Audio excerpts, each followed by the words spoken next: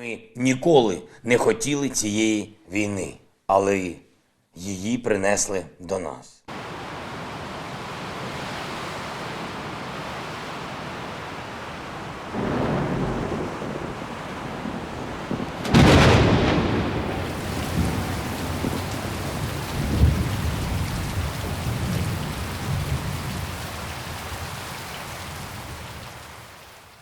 Запуталися між солдатами, вийшла якась така плутанина.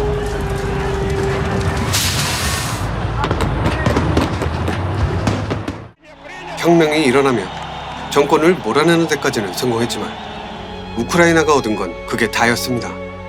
득보단 실이 컸기 때문이죠. 자신들의 영토였던 크림반도를 러시아에게 내줘야 했고 국민들의 갈등이 점점 더 증폭되며 문제가 커져만 갔습니다. 이건 단순한 사안이 아니었습니다. 친러 성향이었던 돈바스 지역에 새롭게 들어선 우크라이나 정부에게 반기를 들며 반정부 시위를 펼치다가 급기야는 독립선언까지 하는 최악의 상황으로 번지게 됐으니까요. 더 큰 문제는 러시아였습니다.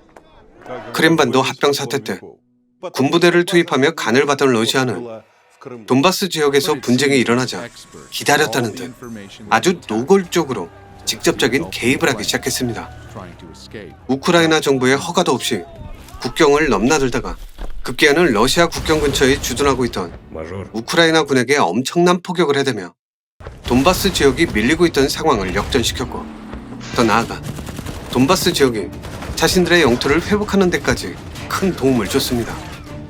이후 우크라이나와 돈바스는 민스크 협정을 2차례나 맺으며 휴전에 합의를 했지만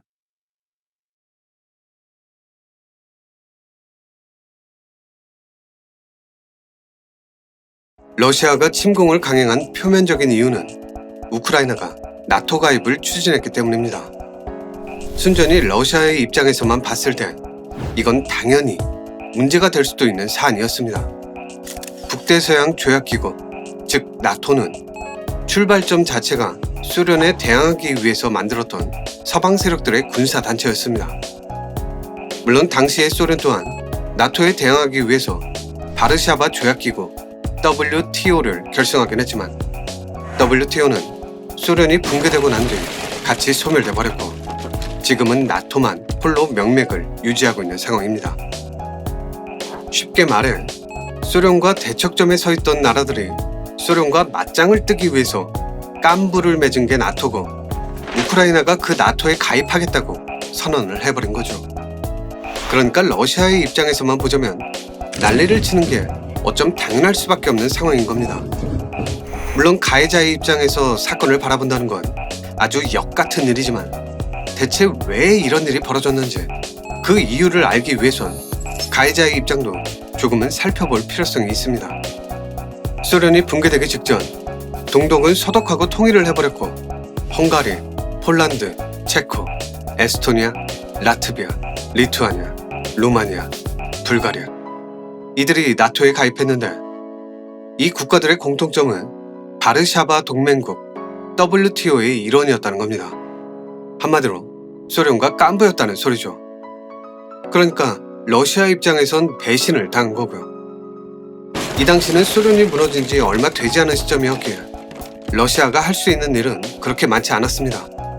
하지만 우크라이나의 경우는 달랐죠. 러시아 내부적으로 상황 정리가 어느 정도 끝난 시점이기도 했고 일부에서 이야기했던 대로 루스 카간국 시절부터 쭉 이어져온 우크라이나와 러시아의 관계는 훨씬 더 복잡했으니까요. 무엇보다 우크라이나의 수도 키예프 또한 앞서 말했던 대로 러시아에겐 많은 의미가 있는 그런 지역이기도 하고요. 그리고 러시아가 우크라이나에게 집착하는 또 다른 이유는 트라우마와도 이어져 있습니다. 전쟁 트라우마. 나폴레옹과 히틀러 이 둘은 러시아를 치기 위해 군사를 일으킨 적이 있는데 그때 선택했던 루트가 우크라이나 지역이었습니다. 근데 거기에 또다시 서방의 군사가 들어서게 된다니 러시아의 입장에선 발작을 일으킬 수밖에 없었던 거죠. 돈바스 지역에 200만 명을 이주시키는 등 우크라이나에게 공을 들였던 러시아였기에 푸틴 입장에선 당연한 반응이었을 겁니다.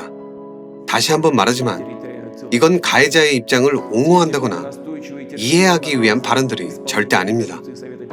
대체 왜 이딴 짓을 벌이고 있는지, 그에 대한 이유, 그 이유들을 찾기 위함일 뿐입니다. 암튼 러시아에게 우크라이나는 완충지대였습니다. 서방 세계와의 완충지대. 하지만 우크라이나가 나토에 가입하게 된다면 그 완충지대가 사라지게 되는 셈이죠. 그리고 이건 독일이 통일할 당시의 약속과도 이어져 있습니다. 푸틴이 그렇게 당당하게 나올 수 있는 이유이기도 하고요.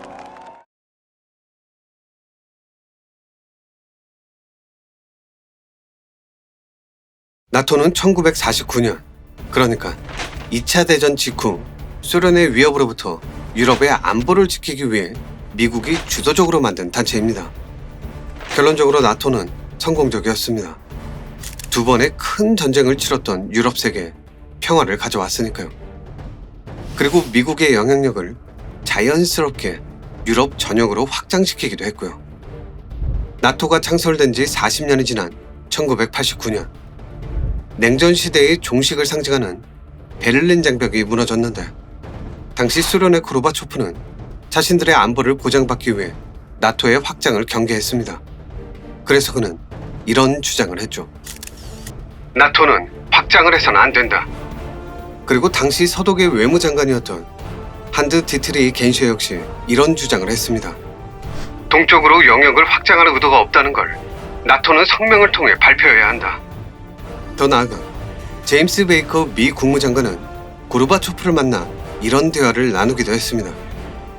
미군이 주둔하지 않는 독일의 완전한 독립을 원하는가? 아니면 더 이상의 확장을 하지 않는다는 조건으로 통일 독일 내에 나토를 허락하겠는가? 나토의 확장을 원치 않는다. 통일이 된다 해도 동쪽으로의 확장은 불가하다. 한마디로 요약하면 나토의 확장이 불가능하다는 건데, 이게 좀 말이 안 되는 게 나토의 영향력이 서독에게만 한정되어야 한다는 겁니다.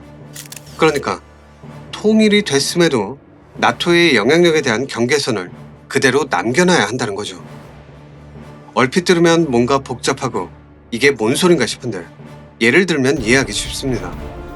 서독과 동독을 대한민국과 북한으로, 소련을 중국으로 치환해보면 이게 얼마나 말 같지도 않은 소린지를 알 수 있습니다. 통일을 인정하지만 주한미군은 남한에만 머물러야 한다. 완벽한 개소리에 가깝죠. 주권 침해고요. 당연히 미국 측에서도 이건 뭔 개소리냐고 반발을 할 수밖에 없었고, 그건 당시 대통령이었던 부시 또한 다르지 않았습니다. 그리고 여기서 또 재밌는 일이 벌어집니다. 미 국무장관이었던 베이커와 대통령이었던 부시가 당시 독일 총리였던 헬무트 콜에게 서로 다른 의견을 전했다는 거죠. 독일 내에서의 나토의 영향력을 확장한다, 안 한다, 이 의견을 통일하지 못했던 겁니다. 결과적으로 콜 총리는 베이커의 손을 들어줬습니다. 소련을 설득하기 위해 조금은 온건한 베이커의 의견을 따른 셈이죠. 그러자 미국 대통령이었던 부시는 빡쳐서 화를 냈지만 결과적으로 소련은 150억 마르크를 받으며 동독에서도 철수를 결정합니다. 그리고 이 모든 과정을 현지에서 지켜보던 KGB의 중견 간부가 있었으니 그가 바로 푸틴이었습니다. 당시 푸틴은 이런 탄식을 했다고 하죠. 동유럽에서 소련이 지위를 잃다니, 어떻게 이런 일이 벌어질 수 있단 말인가?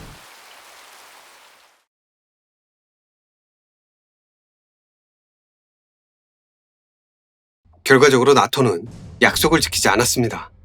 1999년 3월 폴란드, 체코, 헝가리를 시작으로 무려 9개국의 나토 가입 행진이 이어졌습니다.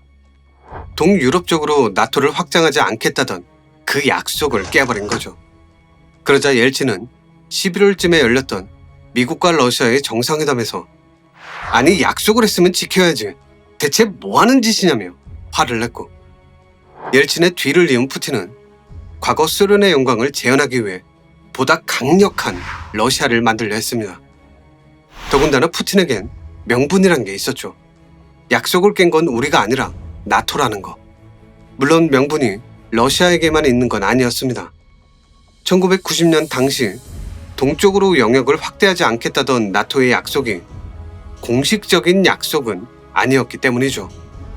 나토는 새로운 회원국을 받아들이는 문제에 대해 약속한 적이 없다.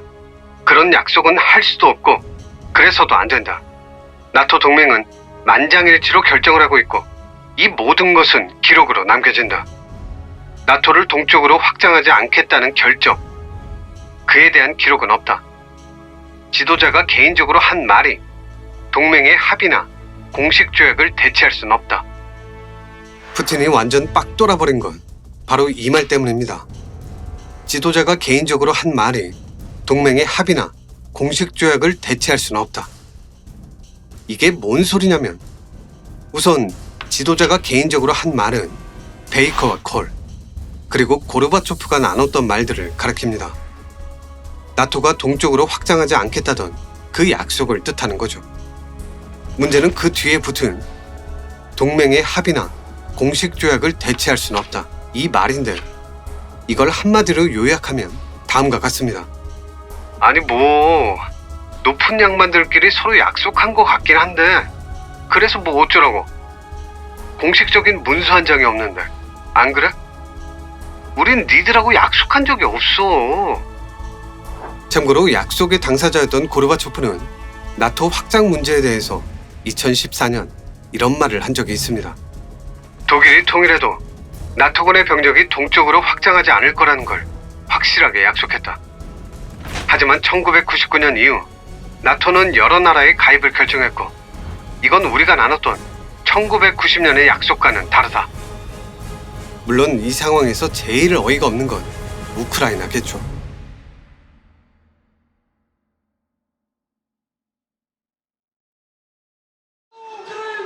유로마이단 사태 이후 우크라이나는 완전한 분쟁 속으로 휘말리게 됩니다. 친러시아 정부를 몰아내긴 했지만 우크라이나의 동부와 남부에선 그에 대한 반대 시위가 일어났기 때문이죠. 그도 그럴 수밖에 없는 게 사실 우크라이나의 서부와 동부는 성향 자체가 많이 달랐습니다. 서부는 친서방 위주의 정서를, 반대로 동부는 친러시아 성향의 정체성을 가지고 있었으니까요. 참고로 돈바스 지역은 1930년대에 시행됐던 소련의 산업화 정책으로 인해 약 200만 명에 달하는 러시아인들이 이주해서 살고 있는 상황이었습니다. 그래서 현재 돈바스 지역의 인구는 우크라이나계가 57%, 러시아계가 38% 정도의 비율로 구성되어 있고 이 중 러시아어의 사용자는 무려 70%에 달하기까지 합니다. 그러다 보니 돈바스 지역 또한 문제가 터질 수밖에 없었던 겁니다.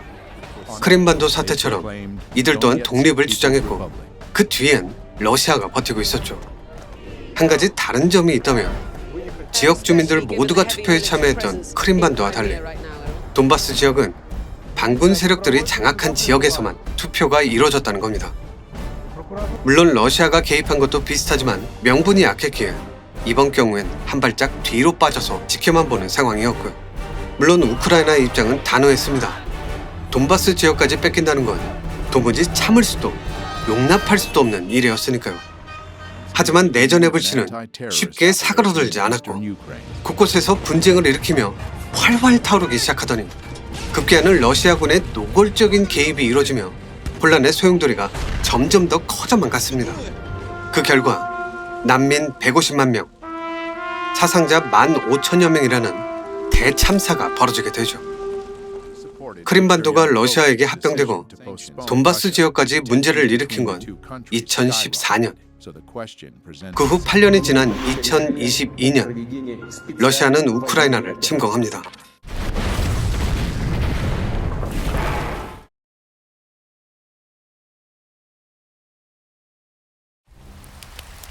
정리를 해보면 러시아가 우크라이나를 침공하는 이유는 다음과 같습니다. 첫 번째, 러시아는 우크라이나, 더 정확히 말하면 키예프 루스 시절부터 쭉 이어진 우크라이나의 수도 키이우, 키예프를 자신들의 뿌리라고 생각하기에 절대 포기할 생각이 없다. 두 번째, 러시아에겐 명분이 있다.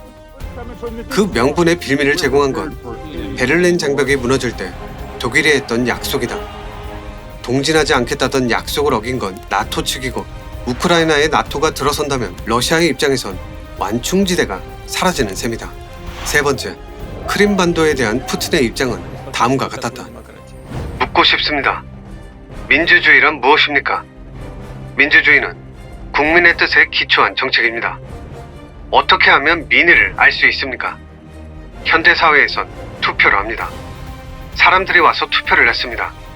투표율이 90%를 넘었습니다. 90% 이상이 러시아 가입에 찬성표를 던졌죠. 우리는 그들의 선택을 존중해야 하고 국제법과 민주주의의 원칙을 지정학적 이익에 따라 조작해서는 안 된다고 생각합니다. 우린 크림반도에서 어떤 전쟁도 하지 않았고 단 한 발의 총도 쏘지 않았습니다. 아무도 죽이지 않았단 소리죠. 네 번째, 이건 명분이라기보다 푸틴이 저렇게 당당하게 나올 수 있는 이유이기도 한데, 러시아산 천연가스에 대한 서유럽 국가들의 의존도가 생각보다 높다는 겁니다. 난방과 산업용으로 활용되고 있기 때문인데, 독일은 아예 러시아와 직통으로 가스관을 연결하는 노르트스트림 1을 설치했고 2021년엔 노르트스트림 2까지 건설을 완공한 상태고요.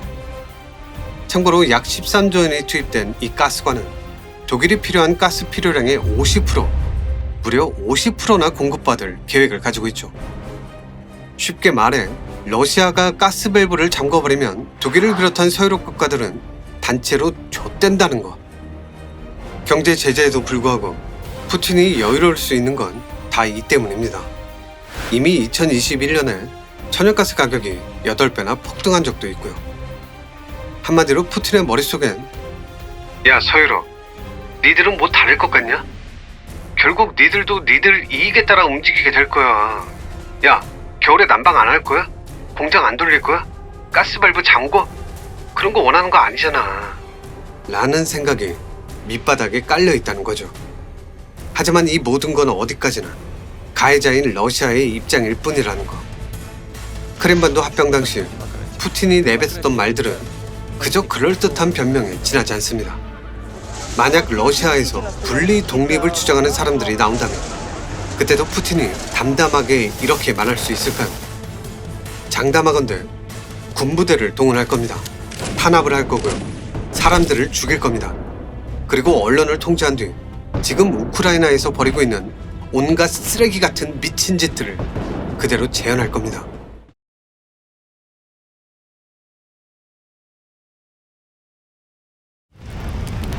(1994년) 우크라이나엔 소련이 무너지며 남겨놨던 핵탄두 1,800여 기가 있었습니다. 한순간에 핵 보유국 3위에 오르게 되죠. 그러자 미국과 영국, 러시아는 우크라이나에게 한 가지 제안을 했습니다. 야, 핵 포기하면 우리가 지켜줄게. 우리만 믿어. 아 진짜야. 야, 우리를 안 믿으면 누굴 믿을 거야?